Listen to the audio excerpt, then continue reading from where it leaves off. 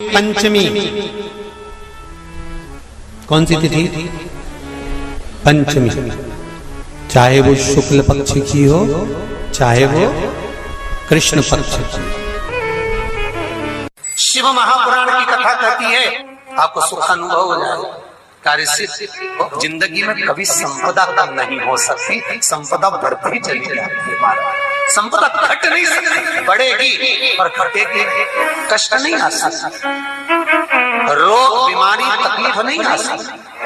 आपके लिए तो लाभदायक है, समझ लो ये कथा। शास्त्र कहता है कि जिसके घर में संपदा की कमी हो, पैसा आ ही नहीं रहा हो, सब तो उलझ गया हो, बहुत टेंशन चल रहा हो, पंचमी तिथि के दिन गन्ने का रस जानते हो? ईख का रस, गन्ने का रस तुलसी जी के क्यारे में हाथ में लेकर 7 बार अपना नाम और गोत्र बोलकर छोड़ दो। जिंदगी में 3 साल में तो करोड़पति बनकर बैठ जाओगे, कभी लक्ष्मी की कमी नहीं आ सकती। तैयारी में बैठे रहोगे कि फिर पंचमी तिथि आए। 3 मंत्रों का स्मरण शिव महापुराण में कहा गया है। पहला ओम नमः शिवाय, दूसरा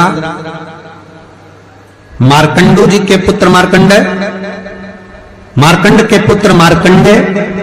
मार्कंडेय जी की उम्र थी मात्र 12 वर्ष जीवित रहने की,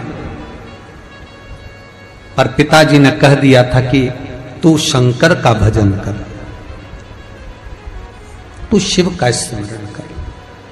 अगर तूने शंकर का भजन करा तो ये पक्का है कि अकाल मृत्यु वो मरे जो काम करे चंडाल का, काल उसका क्या बिगाड़े जो भक्त हो महा काल का।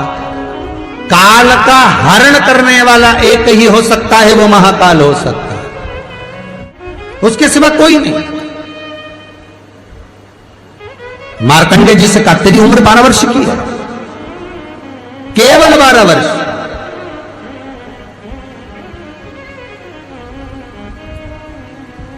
पूछा पिता जी से चरण पकड़कर मार्कंडेय जी पूछते हैं, मैं 12 वर्ष बाद मर जाऊंगा?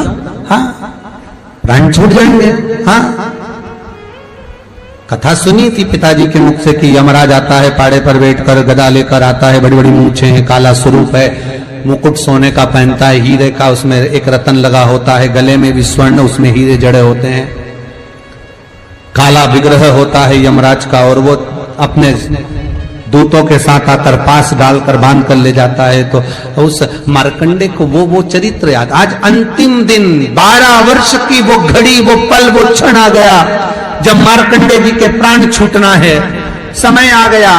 मार्कंडेय जी के पिता जी से कहा जाओ और जाकर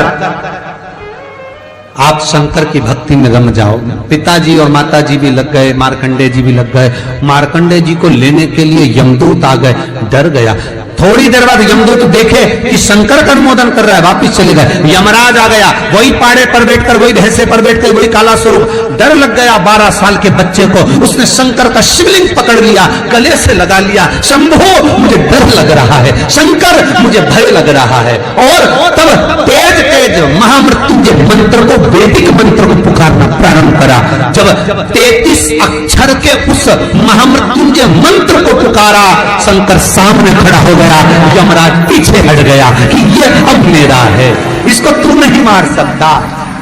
वो 33 अक्षर के मंत्र का उच्चारण जब उस मार्कंडेय जी ने करा, देवता जान गए कि इस मंत्र की मूलता क्या है। पहला मंत्र ओम नमः शिवाय, दूसरा मंत्र जम के बोलो महामृत्युंजय मंत्र, और तीसरा मंत्र वही श्री शिवाय नमस्तुभ्यम।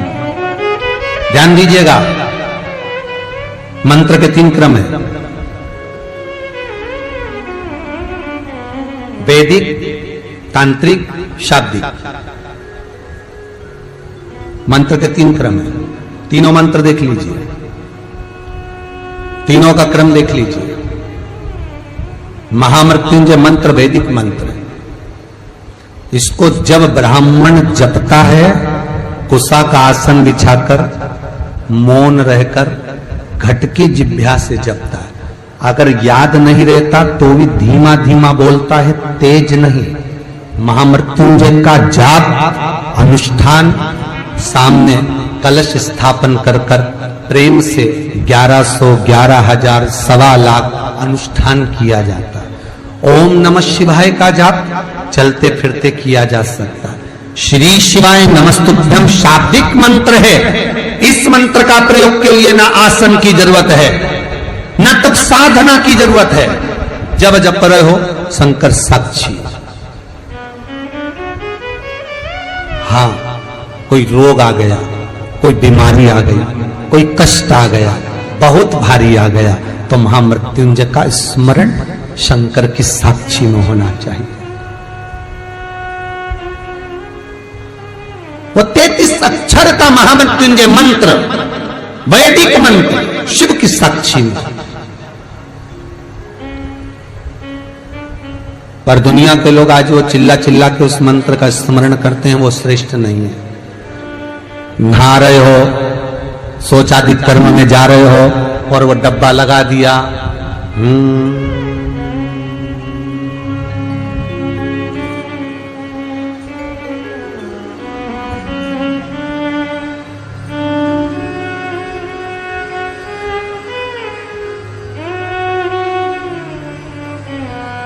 अब मंत्र चल रहा है, आप मन से बोलिए, बोलना आवाज नहीं आना चाहिए। आज भी स्कंद पुराण कहती है कि भगवान शंकर ने अन्नपूर्णा के दरवाजे पर पहुंचकर जब काशी में भिक्षा मांगी थी तो अन्नपूर्णा ने कहा था, ए शंकर, मैं उस गरीब से गरीब व्यक्ति का भी भंडार भर के रखूंगी, बस एक गलती नहीं होना चाहिए कि जहां भोजन बने उस स्थान पर बैठकर, उस स्थान पर खड़े होकर भोजन बनाते समय उस भंडार गृह में झूठा नहीं होना चाहिए। तो तुम्हें भर दूंगी भंडार।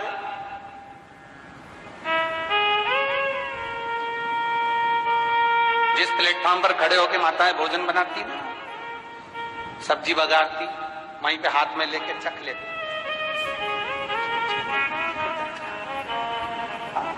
वहीं हरिओ जगदम्बा, विचार तो करो।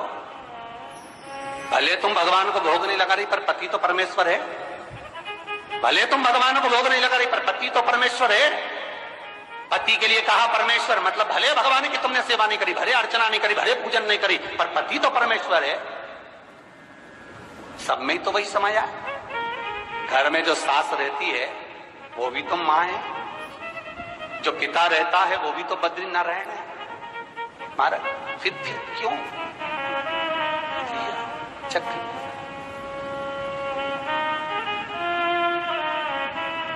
तुम चक कर भी बनाना तो भी तुम्हारे घर में स्वाद नहीं रहेगा।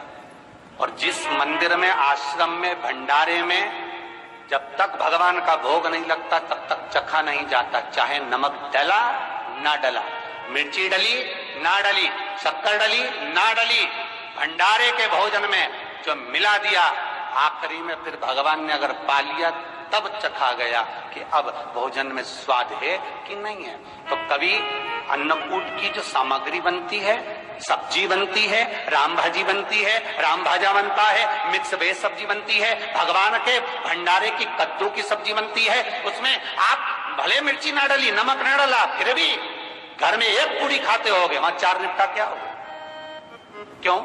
क्योंकि वहां अन्नपूर्णा स्वयं देने के लिए तैयार खड़ी है। और हमारे घर में तुम चक के बना रही, बेटे को दूध भी दे रही तो बोतल में से 2 बूंद टपका के पहले चख ले रही। बाहर चले जाओ, बाहर चख सकते हो, बाहर जा कर पाओ, फिर बच्चे के लिए दूध में शक्कर मिला लो। चाय बनाते हुए गैस के ऊपर चाय रखी है, मई उकल रही, मई से चाय की छन्नी से लेके फिर चख ली। कैसे आए रे अन्नपूर्णा, ये तो बताओ। लोग कहते हैं हमारे घर में सारा सुख है गुरुजी, पर शांति नहीं है। हमने शांति ना जाने चली गई क्योंकि किचन में किच भरा गई। शांति कहां से होगी?